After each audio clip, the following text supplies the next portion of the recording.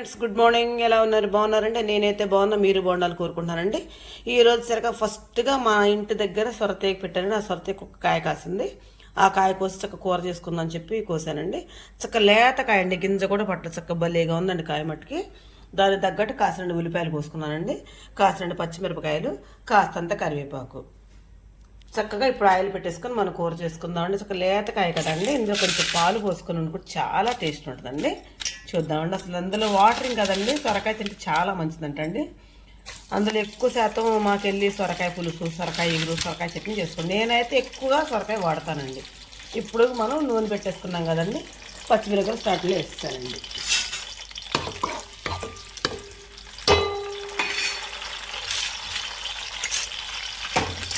తర్వాత కరివేపాకు వేస్తున్నానండి.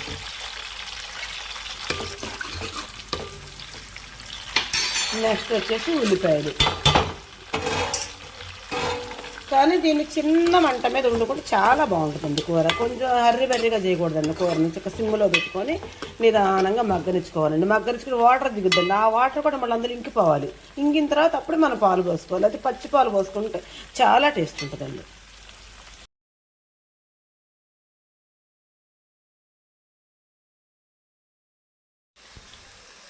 ఇదిగోండి, చక్కగా పచ్చిమిరకాయలు, కరివేపాకు, ఉల్లిపాయలు చక్కగా మంచిగా వేగినాయండి. ఇప్పుడు సొరకాయ ముక్కలు వేసేస్తున్నానండి. చక్క దీంట్లో పసుపు, ఉప్పు వేసేసుకుంటే ఇప్పుడు చక్క చిన్న మంట మీద మంచిగా మగ్గుద్దండి. మనకి అంత కంగారుగా అవదండి కూర. చక్కగా నిదానంగా చేసుకుంటే బాగుంటుందండి.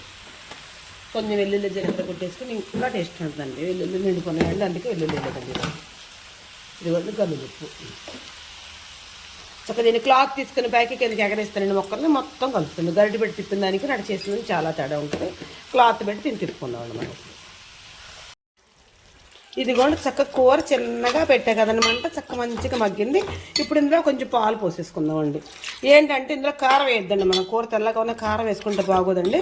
అచ్చంగా పచ్చిమిరకాయతో చేసా కాబట్టి ఈ విధంగా చక్క తెల్లగా దీన్ని పాలకూరలాగా అనుకుంటామండి. మా నాన్నోళ్ళు అయితే మా అమ్మాళ్ళు సొరకాయలో పాలు పోసమంటారు, పాలలో సొరకాయ వేసమంటారండి. ఆ లెక్కలు అంటారు. చూసారండి, నేనైతే ఈ విధంగా చేసుకుంటున్నా. నేను చేసే విధానం మీకు నచ్చితే నాకు ఒక లైక్ ఇవ్వండి. Please subscribe.